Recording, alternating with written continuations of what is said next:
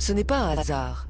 Il s'agit bien du plan de temple d'Amon-Ré à Luxor, répliqué avec fidélité au Louvre et dans les jardins des Tuileries en plein cœur de Paris. Pourquoi la civilisation égyptienne a-t-elle disparu? Ils n'ont pas disparu, mais une partie migrera en Inde dans un climat plus doux. Ceux qui sont restés sur place ont préservé le secret de leur savoir, mais leur pacifisme leur a été fatal.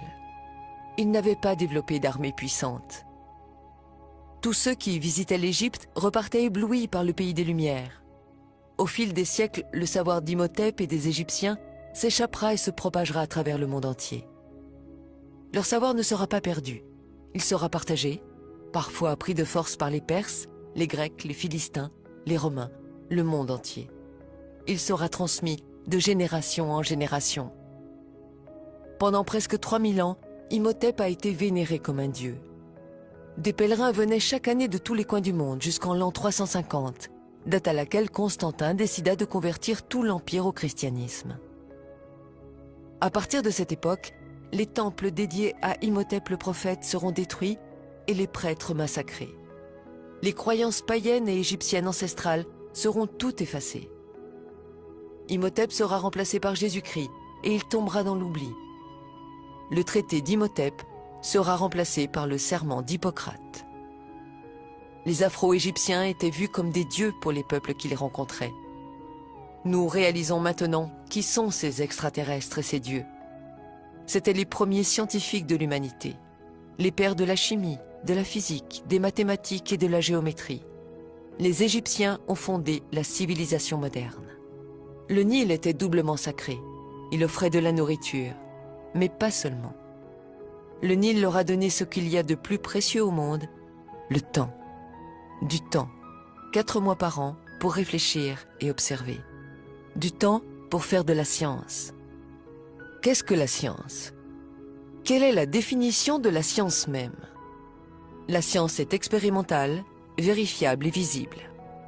Des milliers de livres écrits, proposant chacun une hypothèse pour écarter les Égyptiens et mettre à la place une civilisation extraterrestre, Atlante, astronautes disparus ou des esclaves, c'est de la fiction, de la fantaisie et non pas de la science. Il n'y a aucune preuve pour affirmer l'existence des extraterrestres. Sans jouer avec les mots et avec la sémantique, sans faire de philosophie, le fait de ne pas avoir de preuves scientifiques est déjà une preuve. Depuis des milliers d'années, nous sommes seuls sur la Terre et nous le resterons pour longtemps encore, seuls, face à nous-mêmes. Ces théoriciens de l'ignorance et de l'obscurantisme appartiennent désormais aux poubelles de l'histoire. Les poubelles de l'histoire sont là, pour entreposer ces livres et ces théories. Il ne faut surtout pas les faire disparaître, afin que l'humanité puisse se faire sa propre opinion. Croire que le développement et l'intelligence humaine soient venus d'ailleurs, c'est beau, c'est romantique. Nous n'avons pas envie d'être seuls dans l'univers, mais ce n'est pas la vérité. Un mythe disparaît, et plus précisément celui d'une civilisation inconnue. La vérité, c'est que cette civilisation, mystérieuse et grandement développée, est l'Égypte. S'il y a une vérité obscurcie, c'est que cette Égypte est nègre. Ils découvriront l'énergie solaire. Sans l'énergie solaire, il n'y aurait pas eu de pyramide. Les Afro-Égyptiens ont découvert que la Terre était ronde. Et ils ont été les premiers à l'avoir parcourue et explorée de long en large. À chaque fois qu'une civilisation a été mise en contact avec l'Égypte, des temples ont surgi et elle a été propulsée en avant. Un mythe est né, celui de la pierre taillée. L'humanité s'est construite avec du béton et non pas avec de la pierre taillée. L'histoire antique de l'Égypte, de l'Afrique, de l'Asie et de l'Amérique est à réécrire entièrement. Avant les sculptures de Michel-Ange, il y avait la perfection égyptienne. Vous avez dit le sourire mystérieux de la Joconde?